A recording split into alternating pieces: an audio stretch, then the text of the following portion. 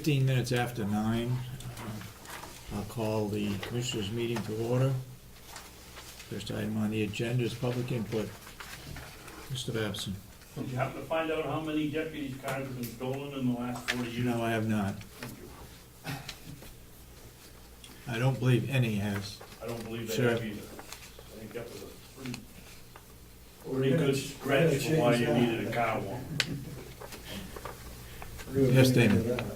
Oh, I was gonna ask, with the debt ceiling debate still going on, and there was sort of a compromise that's, I guess, doomed to fail, but anyway, I'm wondering what effect that might have on nursing home revenue if Medicaid gets cut, Medicare, whatever it is. And also, does the county have to borrow money to kind of pay bills, to pay payroll or whatever, between the time that it gets tax revenue?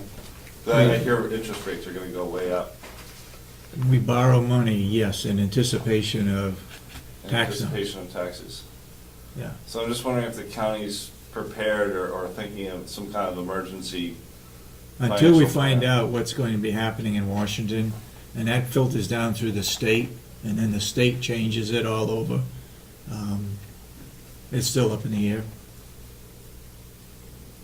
I think the county is solvent. I mean, I don't expect any major problems.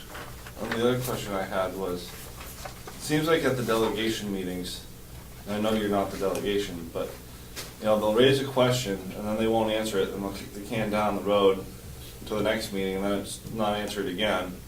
And at the end of the day, we don't accomplish anything because nobody has the answers. I'm just wondering if there's a way I'm glad you observed that. to get people that they need ahead of time. Like the sheriff, Representative McCarthy had an interesting question about the boots, and but the sheriff was allowed to kind of wander away.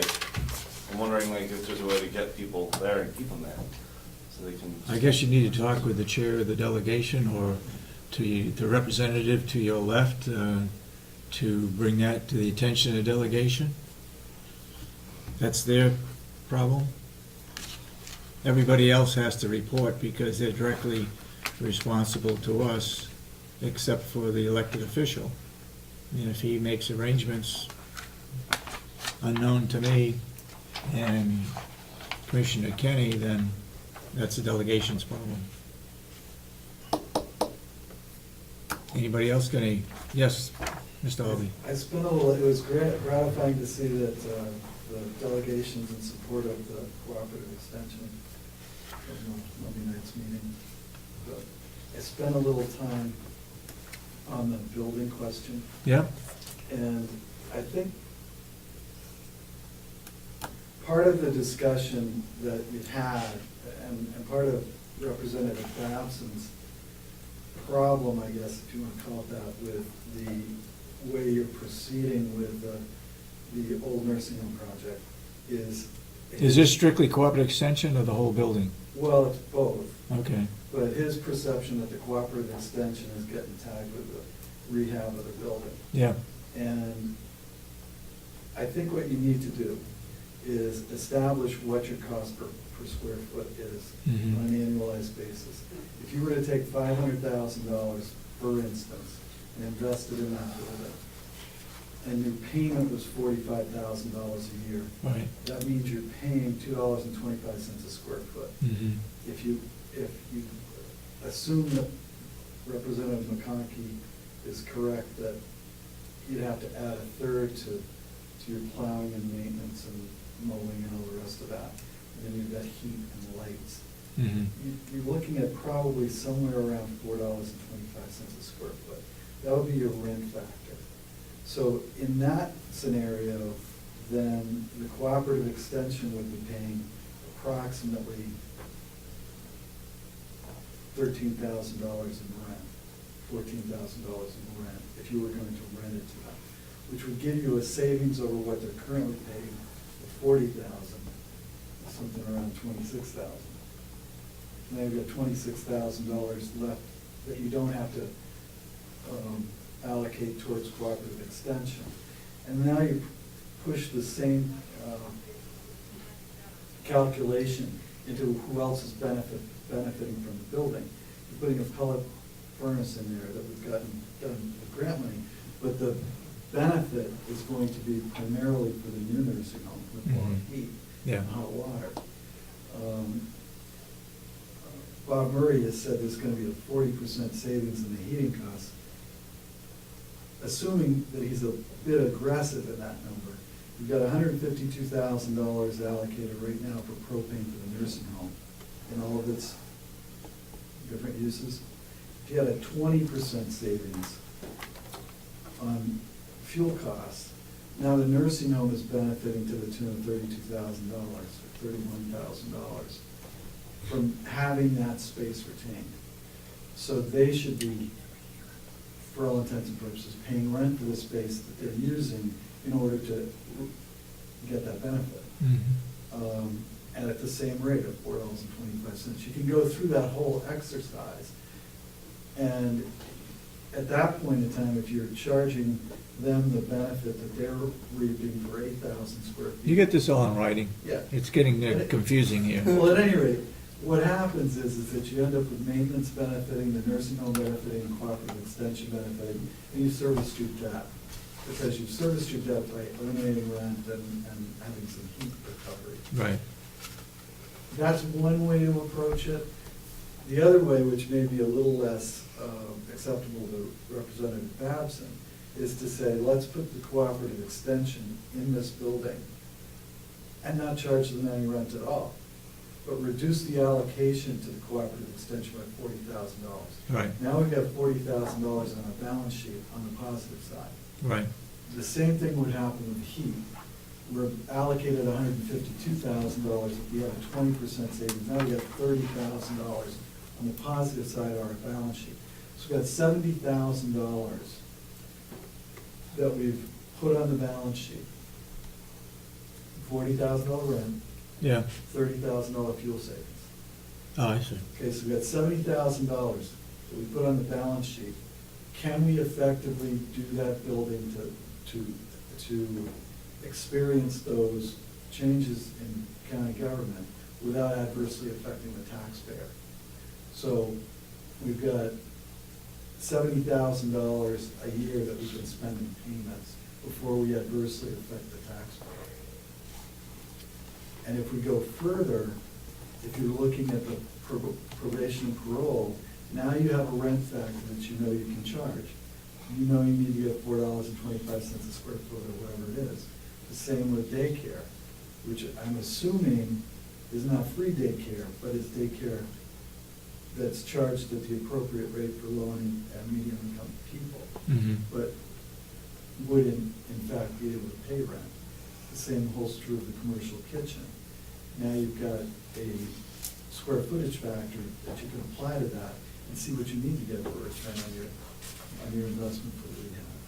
But I think you need to go through that exercise before you hit the delegation, because it starts to get a little muddled when, you know, the rent factor gets thrown in and this gets that. Yeah, yeah. Okay. If you'd like, I can share it with you. I would like to see that, yeah. I'll type it up and email it to you. Great. Okay. Thank you. Well, Anybody else got public input? Yes, Mr. Babson. I'm just thinking about Chip's statements, and I don't think that the idea of a child care center for employees is all that wild. I think it's a pretty good idea, but how many employees do we have that have young children? I've asked that question, and then hopefully we can find that out. I think we And can- I don't think we would be doing the childcare. I think we'd find somebody that would do it. You need an independent. It'd be an independent- Contractor. But yeah. the other benefit to that, which nobody seems to like to think about, but you've got 200 employees. They're not always gonna work, they're not gonna work forever. So at any given moment in time, we're trying to attract employees to fill positions. If we have daycare on site, you're gonna attract. You're more apt to attract. Yeah. You're gonna attract a different. We've had a problem in the past with daycare, meaning that our employees couldn't take their child to daycare early enough to come to work. And that was a problem. How many of those we have, I don't know, maybe a dozen. But we'll try to find that out as to how many people would take advantage of that. I'd like to hear some comments regarding adult daycare from the standpoint of giving people a rest for a day to bring their loved one to the complex, take the day off. I know what it is because my mother-in-law is living with us, and my wife and I are sharing that responsibility. But it would be nice to take an individual to a place where we know that she or he would be taken care of for a day or an overnight or a weekend. I'm not sure how we'd put that together, but I don't know how we identify the need for that. But I bet it's out there. You have a question, another subject. No, I was just gonna say, if it's adult daycare, I better, So I know. You want to put an I application better in? recuse myself because I might be a conflict here. I don't know that, and Sandy can probably speak to it a lot better than I can, but every bit of looking at it that I've ever done has seen it as being a not financially viable business model. So I think you'd have to look at getting some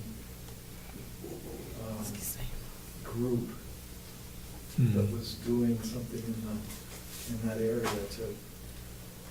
They do have it in Freiburg, and I believe, if I'm correct, it's like $154 a day. And are they making? And they have beds open. Are they making money? I don't know what their Beds financial. open? Are they staying? Or rooms open, if they want to stay overnight. They'll take them for a week, they'll take them for a weekend. They are pretty flexible.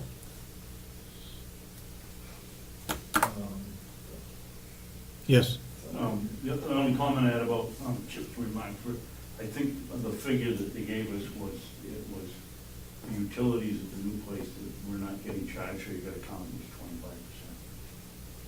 25%. Then, well, one of their advisory committee members said $10,000.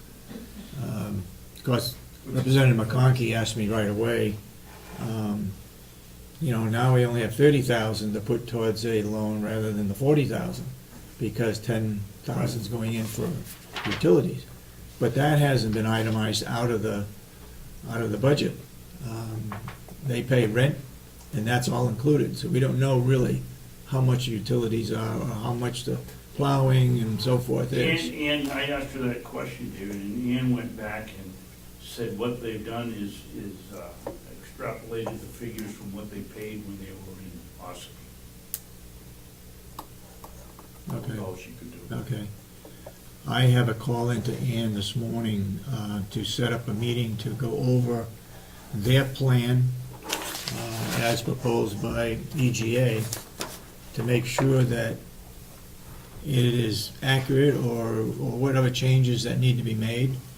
I'm going to set up a meeting with Bonnet, Page and Stone, maintenance, laundry people and so forth, anybody that's going to be going or using that core section, to make sure that we have the right figures, especially maintenance, because maintenance is a little bit different because of the boiler rooms have changed. He's looking at a petition that will take part of the meeting room or the dining area that we're presently using as a dining area. Anything else? Yes? It's been, 6 months since we've had this Chronos time clock system going or Right. whatever. Yep. How is that working out? Nobody's come back and reported it was gonna save us money because we were gonna have a accurate amount of, or we were gonna have an accurate record of employees and how they were taking their vacation times and how we were accumulating sick days, et cetera. How is it working out? Kathy, you want to comment on that? I would say, I mean, Robin would better to comment on it because Mhm. she's been handling all the training with